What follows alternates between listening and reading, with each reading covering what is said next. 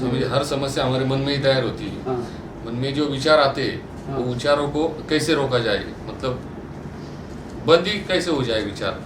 विचार बंद होने के लिए तो ढेर सारा ध्यान करना पड़ेगा। हाँ। विचारों को वॉच करना पड़ेगा। अगर विचारों को जितना आप रोकना चाहोगे, हाँ। जितना उसके आगे मतलब हम जाओगे, जितना उसको डाइवर्ट करने की कोशिश करते हैं उतना वो और बढ़ते हैं। जितना, चूंकि उसके लिए कॉन्शियसनेस और बढ़नी चाहिए, जो मेडिटेशन से ही बढ़ेगी। तो जैसे कोई एक नेगेटिव विचार आ रहा है, ये विचार आएगा तो आपको दुखी कर देगा। हमें उसके अपोजिट, मतलब पॉजिटिव थॉट लाके वहाँ रखना पड़ेगा और ये उसको बोलना पड़ेगा जो नेगेटिव विचार आ रहा है, भाई मुझे तेरी ज़रूरत नहीं है। और फिर और ज़्यादा ध्यान करोगे तो और ऊंची अवस्था जो है हमारी दुनिया में, वो ये कही जाती है कि एक एक विचार बगैर आपके परमिशन के आने ही नहीं चाहिए, तब आप समझो कहीं पहुँचे। तो उसके लिए तो इतना परमात्मा के लिए गहरी प्यास हो और उसके लिए इतने आप मेडिटेशन करो, तब उस अवस्था तक पहुंच सकते हो।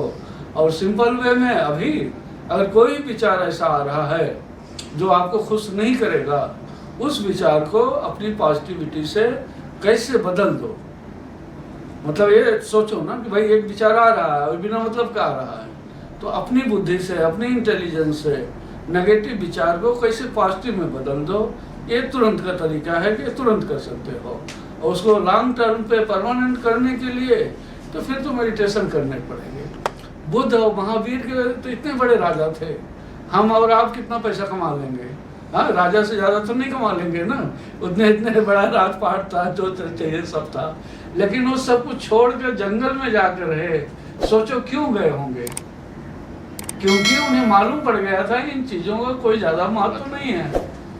जो आप जी रहे हो, जो आप खा रहे हो, जो आप सो रहे हो, जितना आप इंजॉय कर रहे हो, उतना ही महत्व है। बाकी परमात्मा से नीचे उनको कोई सौदा ही नहीं करना था, तब वो जाके इतने साल जंगल में रहे। आज आपको कोई बोले भाई आ जाओ, दोपहर तक कीर्तन है, ध्यान है, आप बोलोगे नहीं नहीं हमारी दुकान में कोई नहीं है, वहाँ जाना जरूरी है। और वो लोग पूरा राजपाट छोड़ के चले गए। इतनी सुंदर उनकी पत्नी थी, सुंदर सा बेटा था, सब कुछ छोड़कर जंगल में जाकर सोचो कैसे रहे होंगे। आपको कहीं अभी रख दें, बोले नहीं नहीं बहुत मच्छर काट रहे हैं, अरे ऐसा है, तो बहानेबाजी आएगी।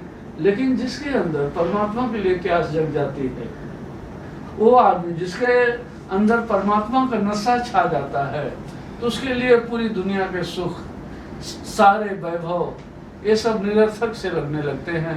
इनका कोई मूल्य नहीं लगता। जिसको इतना क्रीम पाउडर लोग लगाते हैं, सजाते हैं, क्या वो ब्यूटी पार्लर जाते हैं, जिस दिन ये आत्मा अंदर से निकल गई, उस दिन क्या बोलते हैं, जल्दी जल्दी बॉडी को ले चलो। तब ये नहीं बोलते भाई को ले चलो, चाची को ले चलो, बहन को ले चलो, जल्दी से जल्दी बॉडी को ले चलो। और उस दिन आदमी को याद आता है राम नाम सत्य है।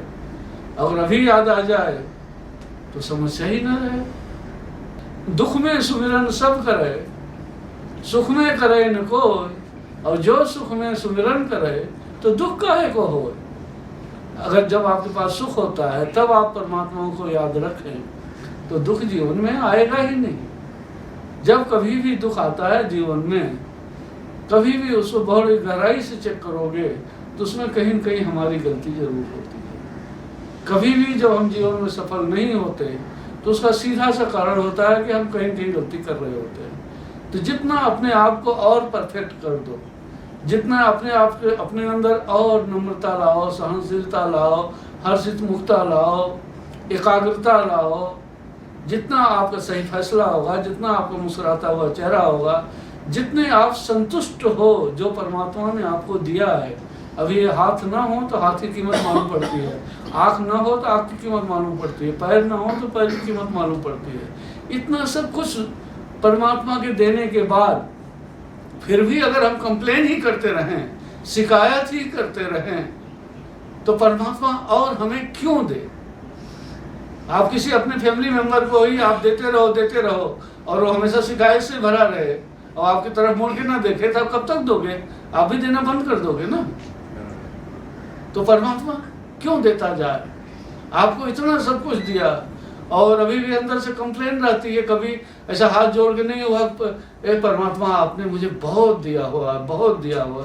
जाके देखो लोगों को जो झोपड़पट्टी में रह रहे हैं, जाके देखो जो प्लास्टिक की पन्नियों का घर बना कर आ रहे हैं, जाके देखो मजदूर जो दिन भर पत्थर तोड़ रहे हैं, किस ढंग से उनका जीवन जी रहे हो। और आज परमात्मा ने आपको ऐसा बनाया कि आप 10 नौकर रख सकते हो, और तो भी हम कंप्लेन करें, तो ये बात तो पता की नहीं है ना। हम किसी के साथ चीटिंग तो गलत है ही है, और परमात्मा के साथ चीटिंग कर रहे हैं, अपने खुद के साथ चीटिंग कर रहे हैं, फिर हम कैसे सुखी हो जाएंगे। सुखी होने के लिए बहुत गहरी समझ की जरूरत होती है। अगर गहरी समझ है तो कम पैसों में भी बहुत सुखी हुआ जा सकता है, और जब ज्यादा आएंगे तो भी उसी हालत में तुम सुखी रह सकते हो। अगर वो कला नहीं है तो कितना भी पैसा आ जाए, आप कोई न कोई बहाना खोज ही लोगे दुखी होने का। और दुखी होने का बहाना ये खाली तुम्हारी नाकामी है, ये तुम्हारी खाली बुद्धिहीनता है। कारण कोई भी बने, लेकिन मेरी निगाह में गुनहगार खाली आप होते हो, कि चूंकि ये आपका जीवन है और ये आपको जिम्मेदारी परमात्मा ने दी थी कि आपके जीवन को कैसे आप सजा दो। और उसको अगर आप नहीं सजा पाए तो कारण दे दो कि वो ऐसा था, वो ऐसा था, ये सब नहीं चलता। आपका जीवन आपकी जिम्मेदारी है, उसको संवारना, उसको कैसा फूलों जैसा रखना। ये शरीर ही जो है, ये तो भाई यही परमात्मा का मंदिर है ना। और तुम अपनी ही इज्जत नहीं कर पाए, अपने आप को प्रेम नहीं कर पाए, अपने आप की ही रिस्पेक्ट नहीं कर पाए, तो दुनिया की क्या खाक करोगे। शुरुआत अपने आप से करें। जो भी करना चाहते हो जीवन में, शुरुआत अपने आप से करो, खुद को बदलो, दुनिया बदल जाएगी।